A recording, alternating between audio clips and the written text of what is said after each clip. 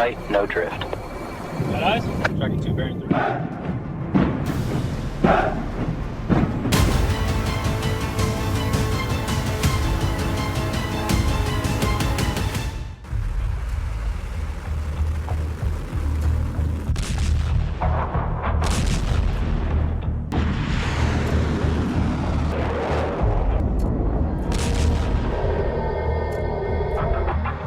अभी तो युद्ध हवा के रास्ते से हो रहा है और ट्रंप से लेकर नेतन्याहू तक इस कोशिश में है कि वो जमीन के रास्ते ईरान में घुसे।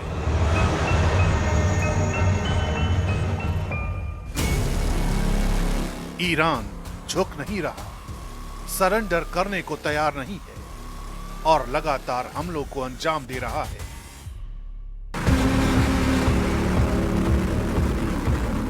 अमेरिका और इजराइल की मिसाइल ताकत से लेकर इंटेलिजेंस तक की ताकत ने ईरान की सुप्रीम लीडरशिप को खत्म कर दिया, आईआरजीसी के कमांडरों को मार दिया। लेकिन 3 हफ्ते के बाद भी ईरान पर फतह मिलती नहीं दिखती।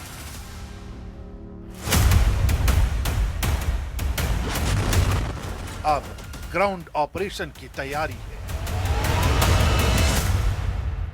They had a navy 2 weeks ago. They have no navy anymore.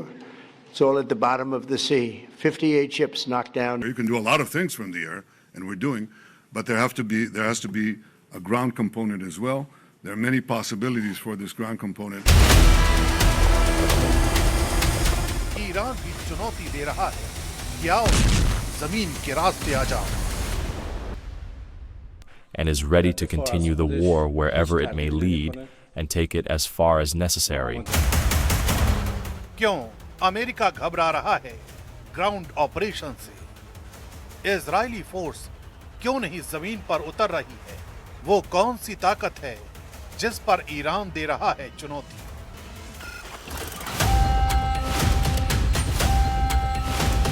Tehran में कोई सुप्रीम कमांडर मौजूद नहीं है, पूरा सिस्टम हिल चुका है। कुछ दिन पहले तेहरान के बीचों बीच एक इजरायली एयर स्ट्राइक में टॉप कमांडर भी मार दिए गए।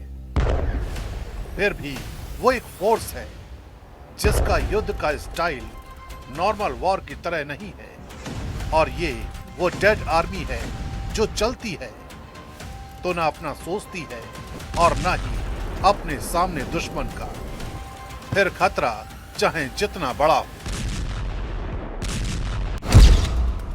ये वो फोर्स है जो बिना सिर के लड़ती है। इस फोर्स का नाम है बासीज force.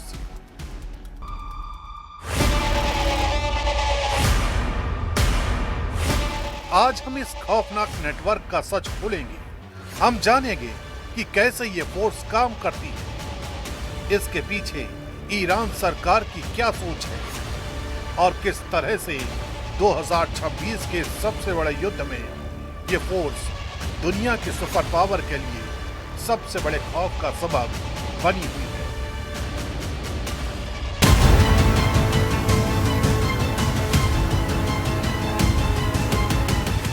Supreme leader Ali Khamenei की मौत के बाद सत्ता की कमान अब उनके बेटे मोस्तबा खामनेई के हाथों में है।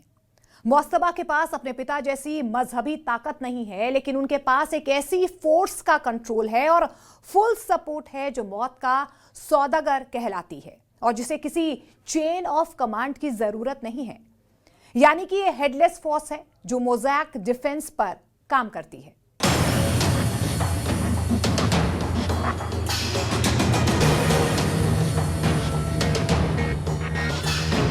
फिलहाल ईरान का एक सेक्शन क्राइसिस से गुजर रहा है। मोस्तबा खामनेई भले ही सुप्रीम लीडर चुन लिए गए हैं, लेकिन वो एक हमले में घायल हुए हैं और फिलहाल उनकी हालत कैसी है कुछ कहा नहीं जा सकता। ये भी नहीं पता कि मोस्तबा खामनेई है कहां।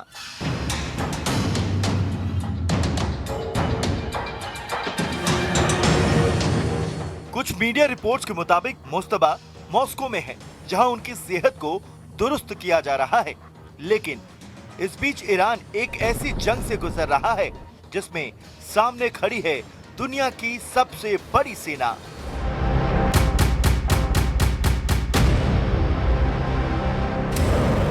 सवाल है कि सुप्रीम लीडर की गैर मौजूदगी में कौन है जो जंग लड़ रहा है और किसकी कमांड पर जंग से जुड़े फैसले लिए जा रहे हैं, जबकि IRGC के भी टॉप कमांडर्स को मार दिया गया है।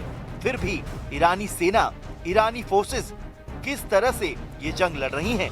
क्या है चेन ऑफ कमांड और कौन दे रहा है ईरानी सुरक्षा बलों को आदेश? न सुप्रीम लीडर की कमांड, ना ही किसी मिलिट्री कमांडर की कमांड। एक ऐसा सिस्टम काम कर रहा है जिसके लिए ईरान ने 45 साल पहले ही तैयारी कर ली थी। ये एक ऐसा बैकअप प्लान है और अब यही मास्टर प्लान अमेरिका और इजराइल पर चाकू की तेज धार की तरह चल रहा है। इस तरह से सुपर पावर को घायल कर रहा है जैसा इससे पहले पिछले 80 वर्षों में कभी नहीं हुआ। अमेरिका और इजराइल अपने सुरक्षा कवच पर अभिमान करते हैं, लेकिन ईरान की ताकत ने इस अभिमान को चकनाचूर कर दिया है। इजराइल में 21 दिनों के अंदर 70 बार मिसाइल से हमले किए गए।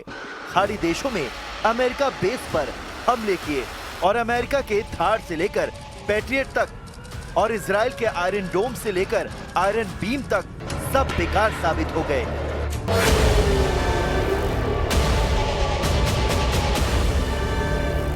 ये मुमकिन कैसे हो सकता है? दरअसल बिना सुप्रीम लीडर के और बिना सेना के कमांडर के ये मुमकिन हो पा रहा है उस सिस्टम की वजह से जिसे ईरान ने बहुत पहले तैयार किया था। मोज़ैक डिफेंस, यानी वो सेना जहां नो चेन नो कमांड। कमान किसी के पास नहीं है और कमान हर किसी के पास है। Islamic revolutionary guard corps IRGC और उसकी सबसे वफादार वाबिस फोर्स ने मोर्चा संभाला है। वाबिस फोर्स वो फोर्स है जो पहले से मानकर चलती है कि वो मर चुकी है। उसका शरीर और दिमाग लड़ रहा है और सिर्फ ईरान की सुरक्षा के लिए लड़ रहा है, यानी वो सब कुछ करने को तैयार है।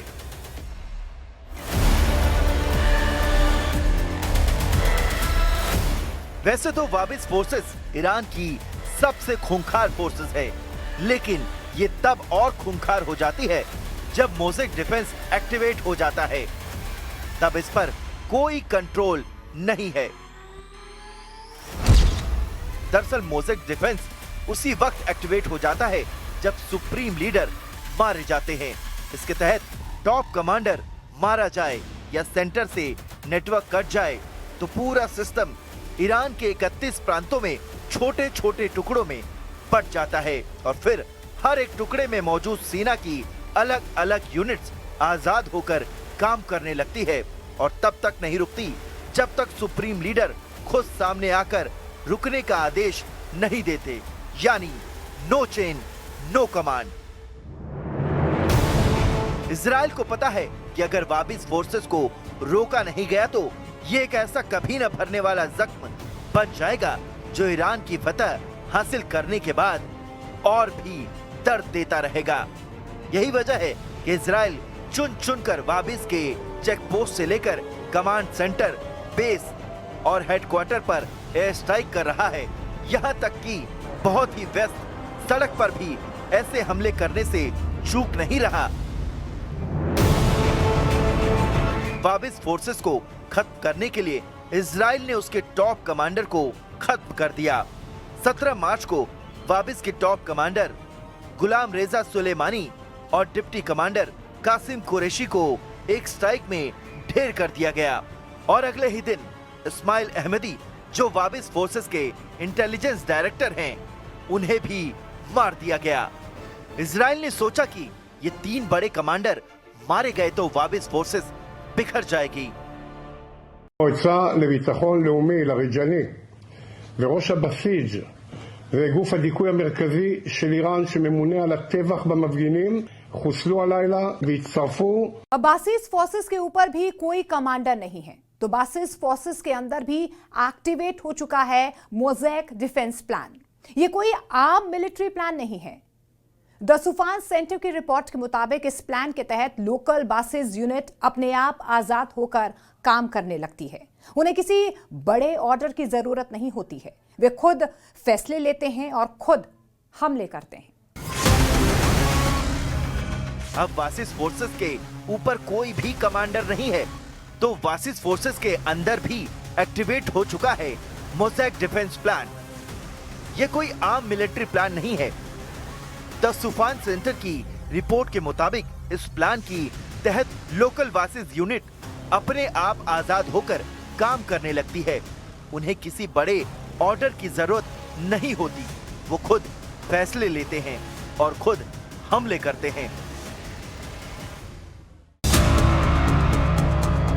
ईरान का मानना है कि वह अमेरिका या इजराइल से सीधे टेक्नोलॉजिक वॉर शायद जीत न सके, लेकिन मोज़ैक डिफेंस के जरिए वो इस युद्ध को एक लंबे और खूनी और थका देने वाले गुर्रिल्ला युद्ध में बदल रहे हैं। दुश्मन को लगता है कि उसने सांप का सिर काट दिया है, लेकिन वासिज के हजारों हाथ पैर अभी भी काम कर रहे हैं। ईरान के विदेश मंत्री अब्बास अरागची ने एक इंटरव्यू में कहा कि डिसेंट्रलाइज्ड मोज़ैक डिफेंस ईरान के लोगों को ताकत देती है और वो तय करे कि युद्ध कब और कैसे खत्म होगा।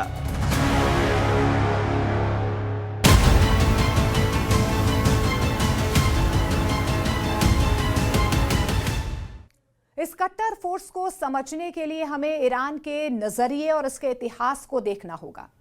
बात 1969 की है, जब ईरान में इस्लामिक क्रांति हुई। आयतुल्लाह खुमैनी ने शाह को सत्ता से बेदखल किया और ईरान की बागडोर संभाली, लेकिन उन्हें डर था कि आर्मी तख्ता पलट कर सकती है, यानी कि जो रेगुलर आर्मी थी, जिसे आतरेश कहते थे, उस पर उन्हें जरा भी भरोसा नहीं था।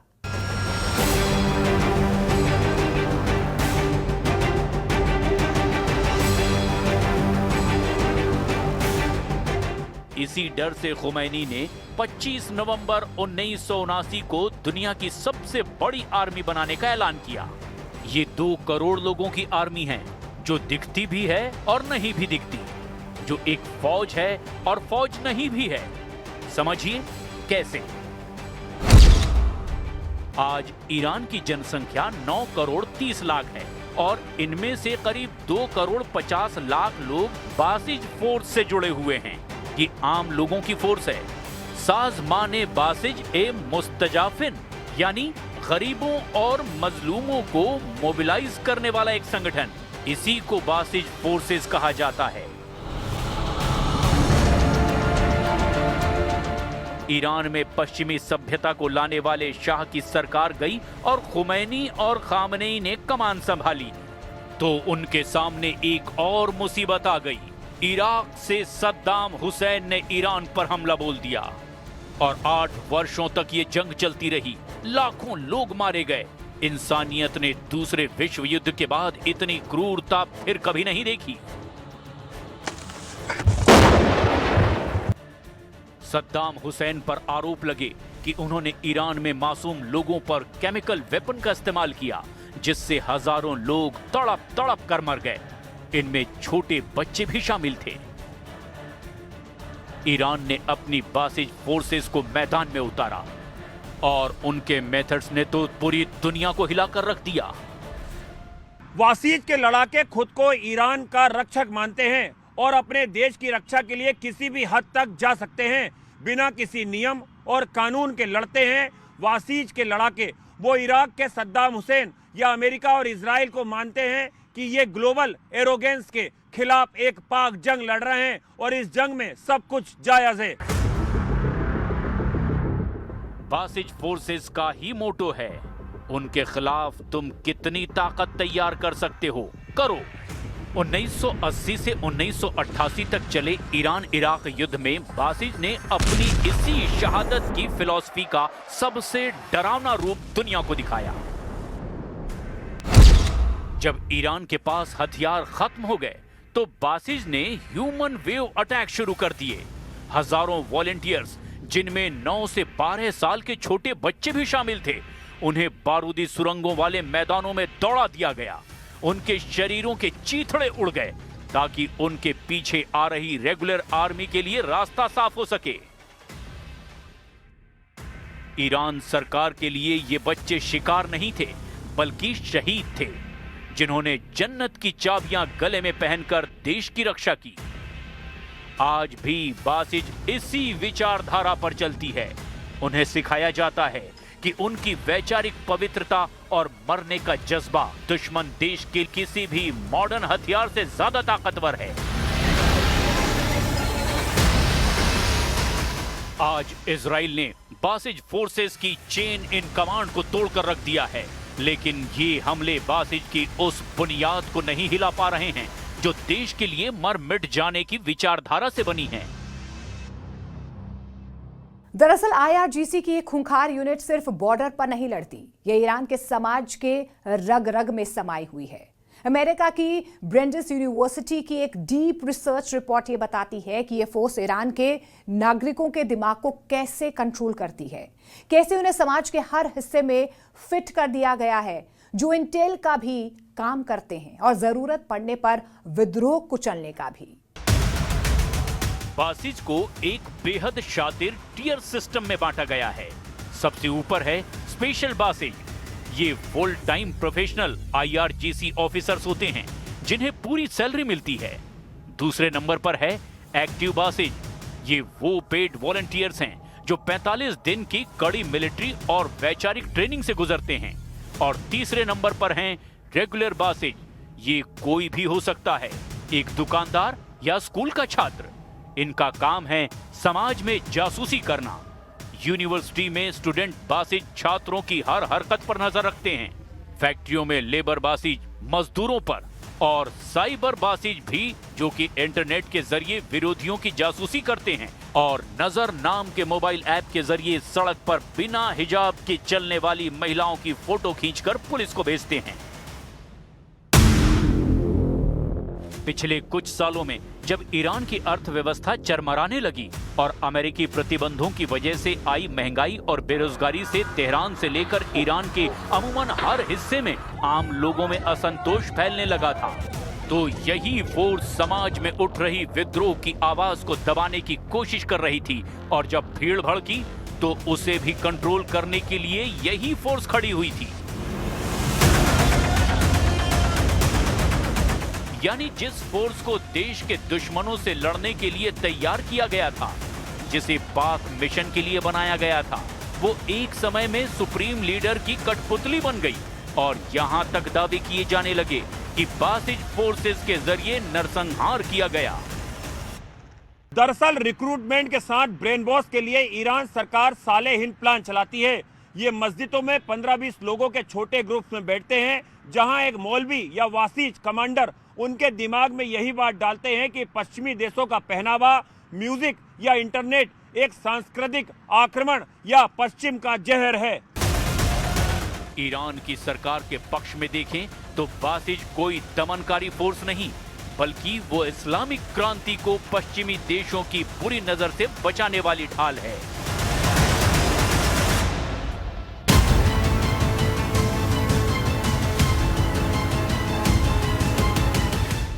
लेकिन बासिज का सबसे क्रूर चेहरा ईरान की आम जनता से अपनी सड़कों पर देखा है।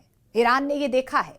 Centre for human rights in Iran यानी कि CHRI और एम्नेस्टी इंटरनेशनल की ग्राउंड रिपोर्ट्स जो दावे करती हैं, उसे सुनकर रूह कांप जाती है।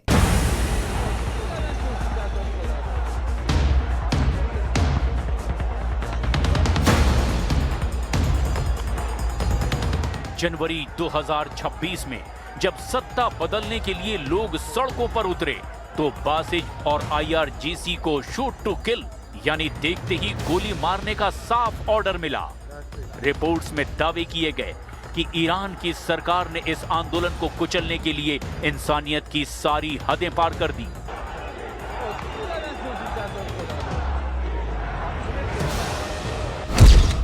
गुरगान और खुर्रमबाद जैसे शहरों के चश्मदीदों के मुताबिक बासिज के स्नाइपर मस्जिदों और सरकारी इमारतों की छतों पर तैनात थे। उनके हाथों में मिलिट्री ग्रेड के DSH के भारी मशीन गन थे। सबसे डरावना था उनका लेजर सिस्टम। एक चश्मदीद के मुताबिक अगर वो हरा लेजर 3 सेकंड तक आप पर रुका तो आप मुर्दा।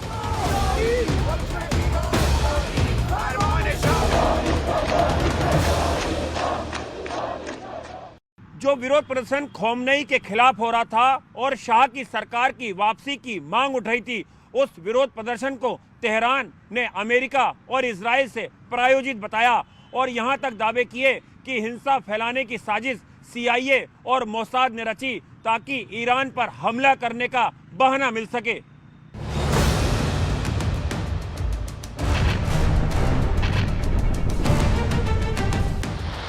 वैसा हुआ भी। एक तरफ अमेरिका और ईरान के बीच वियना में परमाणु डील को लेकर बात चल रही थी और अभी कुछ ही घंटे बीते थे जब ये वार्ता इसीलिए रुक गई क्योंकि ईरान उन शर्तों को मानने से इनकार कर रहा था जो अमेरिका उसके ऊपर लगाने के लिए जोर लगा रहा था। और फिर बिना किसी वार्निंग के अचानक तेहरान पर बम गिरने लगे और पहली स्ट्राइक में ईरान के सुप्रीम लीडर और IRGC के टॉप कमांडर्स को मार दिया गया।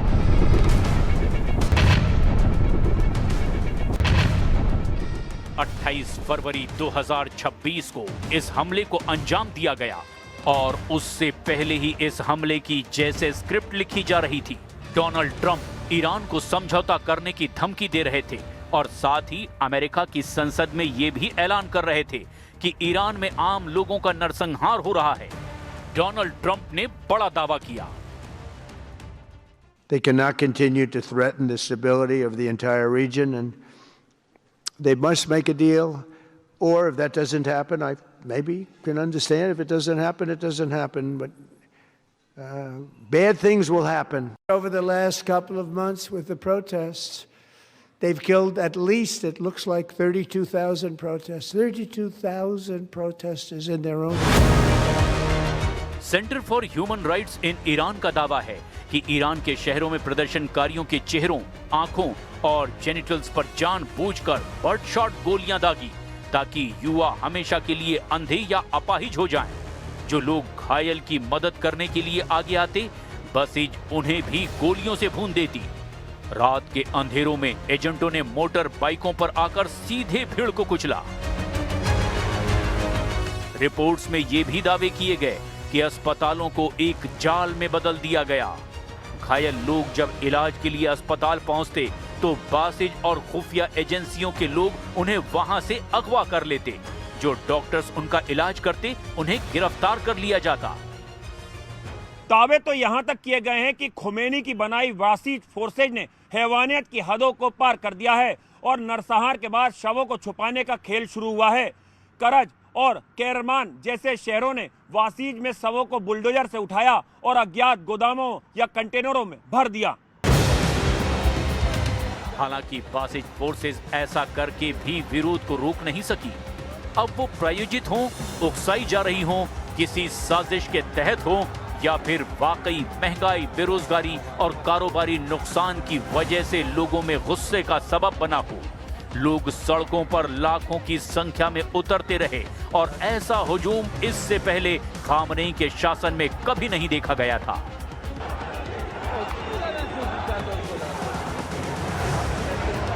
ये विरोध प्रदर्शन इतना बड़ा था कि अगर अमेरिका और इजराइल हमला नहीं करते तो हो सकता था कि खामनेई का तख्ता इसी वजह से पलट जाता, या फिर पासा पलटकर यह भी हो सकता था कि तेहरान से लेकर इस्फहान की सड़कें खून से लाल होती रहती। हो सकता था कि खामनेई की डेड आर्मी अपने सुप्रीम लीडर की हुकूमत को बचाने के लिए अपने ही लोगों को कुचलने का काम करती रहती। अमेरिका के राष्ट्रपति डोनाल्ड ट्रंप ने अमेरिकी संसद में दावा किया कि हजारों की संख्या में लोगों को मार दिया गया। ह्यूमन राइट्स की रिपोर्ट में भी इसी तरह के आंकड़े दर्ज हैं, लेकिन ईरान की सरकार और बासिज इसे गलत नहीं मानते। स्टेट मीडिया और सरकारी अधिकारियों ने खुलेआम प्रदर्शनकारियों को विदेशी एजेंट, आतंकवादी, उपद्रवी और अमेरिका इजराइल का मोहरा बताया। उनके मुताबिक बासिज सड़कों पर बेगुनाहों को नहीं मार रही थी, बल्कि वो देश की राष्ट्रीय सुरक्षा और इस्लामिक मूल्यों की रक्षा कर रही थी।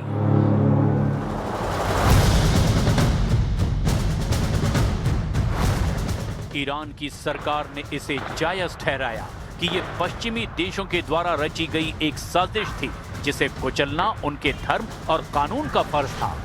पुलिस कमांडर अहमद रेजा रादान ने साफ कहा कि जो कोई भी दुश्मन के इशारे पर सड़क पर आएगा उसे प्रदर्शनकारी नहीं बल्कि दुश्मन माना जाएगा और हमारी उंगलियां ट्रिगर पर है।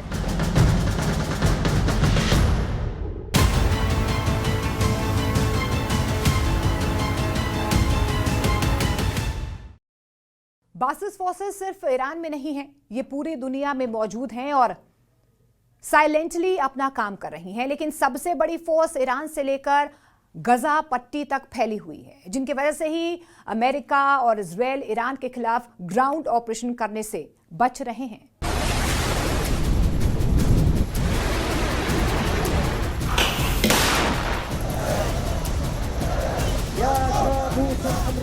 Centre for strategic and international studies यानी CSIS की रिपोर्ट के मुताबिक बासीज ने अपना ये प्रॉक्सी ब्लूप्रिंट पूरे मिडिल ईस्ट में एक्सपोर्ट कर दिया है और एक ऐसा एक्सिस ऑफ रेजिस्टेंस तैयार किया है जो हमेशा सेल्फ डिस्ट्रक्शन मोड में रहता है।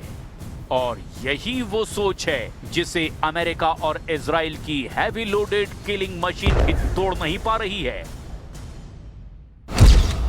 ईरान ने इसी बासीज मॉडल को कॉपी करके लेबनान में हिजबुल्ला, इराक में पॉपुलर मोबिलाइजेशन फोर्सेस यानी कि PMF और यमन में हूथी विद्रोही खड़े किए हैं।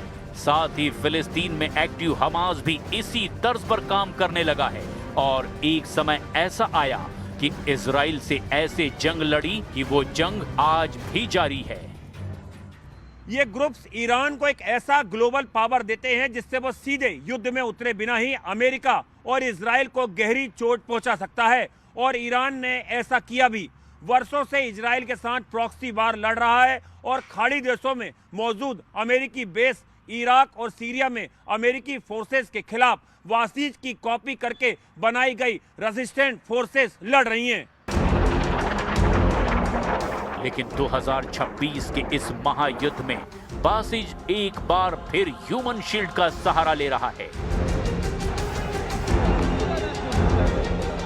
2.5 करोड़ सैनिकों की ये फौज कुछ भी कर सकती है, वो भी जिस फोर्स में जब आम लोग शामिल हों, जहां पता ही ना हो कि कौन सेना की तरह लड़ रहा है और कौन आम व्यक्ति है। ऐसे में ईरान अपने कई ठिकानों, कमांड सेंटरों और शहरों को बचाने के लिए बासिज फोर्सेस का सहारा ले रहा है। हर रोज बड़ी संख्या में लोग तेहरान के अलावा दूसरे शहरों में सड़कों पर निकलते हैं। यहां तक कि ईरान के सैन्य ठिकानों और परमाणु ठिकानों के पास ऐसे ही हजारों की तादाद में लोग निकल आते हैं। खामनेई की तस्वीर लेकर मातम मनाते हैं, इजराइल और अमेरिका को कोसते हैं। लेकिन इन सब के पीछे बासिज फोर्सेस की चाल है कि आम लोगों को ढाल बनाओ और अपने अहम ठिकानों को दुश्मन के हमलों से सुरक्षित रखो। ईरान के टॉप नेताओं ने लोगों से अपील की, जैसे संसद अध्यक्ष मोहम्मद बागेर ने ट्वीट पर लोगों से अपील की और कहा, सड़क सड़क सड़क, अपनी फोर्सेस को मजबूत करने के लिए सड़कों पर उतरें। अमेरिका और इजराइल का दावा है कि सरकार और बासिज कमांडरों ने जानबूझकर अपने ही आम नागरिकों, महिलाओं और वॉलंटियर्स की भीड़ को इन संवेदनशील न्यूक्लियर साइट्स और चेक पॉइंट के पास इकट्ठा कर लिया है। ईरान की नजर में बासिज एक मुकद्दस फौज है, गरीबों की आवाज है और इस्लाम की रक्षक है। बेशक बासिज फोर्सेस ईरान को विदेशी ताकतों के हमलों से रक्षा करने के लिए बनाई गई थी, लेकिन आज जमीनी हकीकत कुछ और ही है। जो दावे किए जाते हैं उनके मुताबिक बासिज ऐसी बेरहम मशीन बन चुकी है जो सत्ता को बचाने के लिए अपनों के लिए भी जालिम बन जाती है। हालांकि जब जंग होती है तो सबसे ज्यादा खून सिर्फ और सिर्फ आम इंसान का ही बहता है।